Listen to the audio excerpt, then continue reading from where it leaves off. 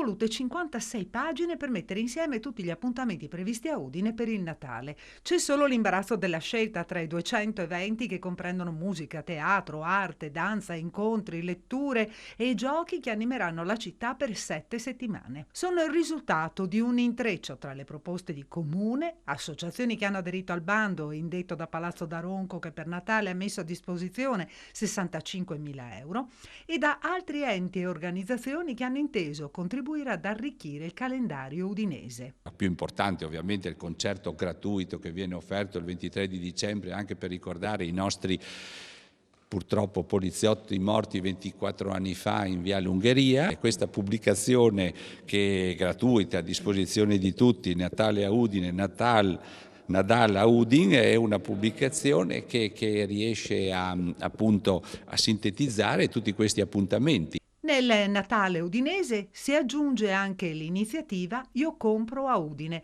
sostenuta dalle associazioni di categoria. E questo slogan penso che sia importante anche perché sostenere le piccole attività cittadine è importante, quindi un sostegno alla comunità vuol dire un modo per tenere animata la città di Udine, che è sempre molto bella, con iniziative che punteranno soprattutto alle famiglie e a creare la magia del Natale.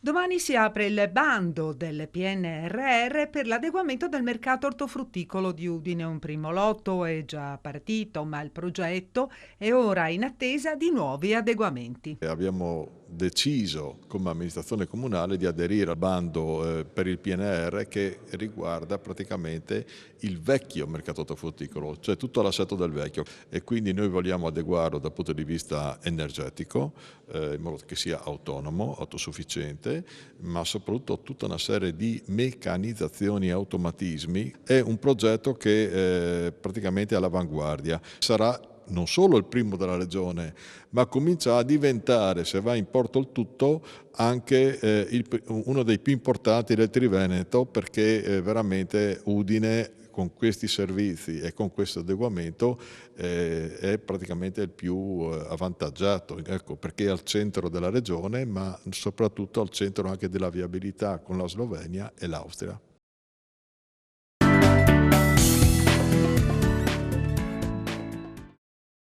Il rincaro dell'energia e delle materie prime induce il Comune di Udine a rivedere per il prossimo anno le tariffe per le mense scolastiche. Al momento non si conoscono le percentuali degli aumenti, bisognerà attendere le valutazioni degli uffici comunali in base anche alle necessità di chi ha in appalto il servizio di distribuzione dei pasti nelle scuole cittadine. Stiamo verificando qual è l'aumento che le imprese che forniscono i pasti hanno chiesto alla nostra amministrazione, quindi probabilmente ci sarà lì qualche piccolo aumento per adeguarci in pratica a quanto ci hanno chiesto in più coloro che forniscono i pasti, ma ripeto, le tariffe sono molto basse perché stiamo parlando di 4,5 euro a pasto, poi ci sono le agevolazioni, chi ha redditi molto bassi paga un 30% di questo costo, quindi veramente veniamo incontro a tante situazioni difficili, ma in ogni caso qualche piccolo adeguamento lì lo dovremo fare.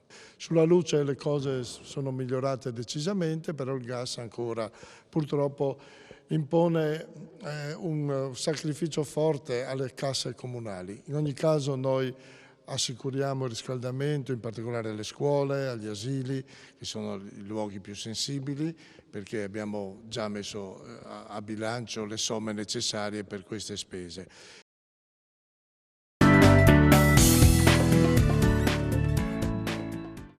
Tanti eventi in occasione del Natale anche per i bambini accompagnati dagli adulti. In prima linea la ludoteca. Sì, la ludoteca e il ludobus. Quindi a Udine, nelle domeniche che precederanno il Natale, quindi 4, 11 e 18 e anche il giorno 8 dicembre, sarà presente il ludobus, le attività del ludobus in piazza San Giacomo, dalle 11 alle 13. Il giorno 11 invece il Ludobus sarà presente a Paderno, perché l'abbiamo voluto portare anche nel quartiere, e l'attività appunto in città, sempre il domenica 11, sarà invece nel pomeriggio in Piazza San Giacomo.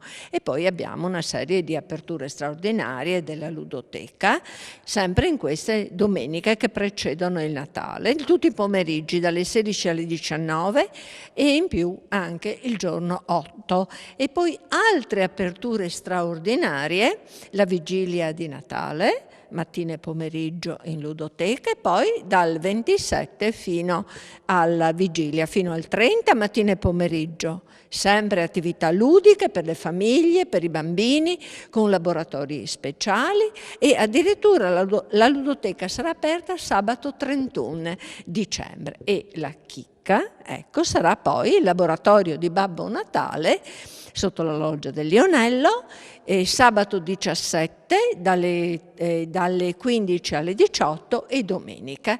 I bambini costruiranno dei giocattoli in modo tradizionale aiutati da Babbo Natale. Questi sono gli appuntamenti.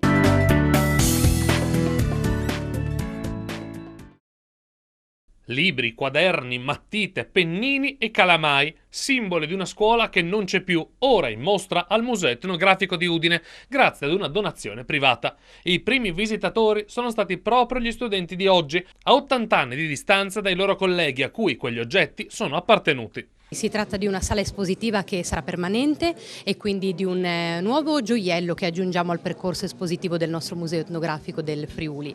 È una donazione privata, abbiamo avuto questa grande fortuna e questo grande onore di ricevere lo scorso anno la donazione del maestro Vinciguerra, che ha ritenuto di donare tutto il materiale che lui in questi anni ha collezionato rispetto alle scuole di un tempo al Museo Etnografico. Ci ha creduto davvero, ci abbiamo creduto anche noi, è stato molto bello poter pensare a uno spazio che potesse accogliere materiali così ormai distanti dal nostro quotidiano. E vogliamo ora raccontarli, spiegarli a più piccoli, ma anche fare in modo che siano visibili a chi li ha utilizzati. Gli alunni di oggi che chiaramente trovano una didattica molto molto diversa, c'era il pennino, il calamaio, per dire due cose che sono scomparse. Però è importante che si faccia memoria di queste cose, perché c'è il rischio che scompaiano e non si possono più vedere, quindi è importante questa testimonianza. Io ringrazio il maestro Vinciguerra che ha voluto, ci ha portato tutti questi materiali didattici e che resteranno qui nel nostro museo etnografico per fare la storia della scuola qui a Udine, perché sono tutti materiali locali, cose che si riferiscono alle scuole della città di Udine.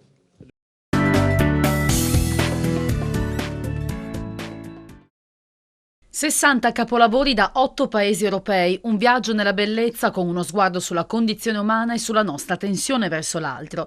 La grande arte torna a Casa Cavazzini dal 18 febbraio, facendo diventare ormai tradizione l'appuntamento con il Comitato di San Floriano. Don Alessio Geretti ci ha anticipato così che cosa sarà insieme. I preraffaelliti dell'Inghilterra vittoriana con John Everett Millais, uno dei più bei quadri che lui abbia mai dipinto, sarà qui a Casa Cavazzini. Potremmo pensare poi all'arte astratta con Vassili Kandinsky, a quella più socialmente impegnata come quella di Renato Guttuso, alle stranezze, alle audace di Michelangelo Pistoletto, alla solitudine toccante di Gianfranco Ferroni e alle visioni trasognate di Salvador Dalì. Il tema di fondo è il mondo delle nostre relazioni in una società che spesso condanna alle solitudini e moltiplica le distanze e le contrapposizioni fino alla guerra. È utile che ragioniamo su come si riesce a vivere insieme. Mostre di questo valore nell'intento dell'amministrazione comunale incidono fortemente anche sulla percezione di Udine e sulla sua attrattività. Portiamo avanti questa nuova proposta che sta pian pianino trasformando la percezione stessa che gli udinesi hanno della propria città e anche che si ha dall'esterno.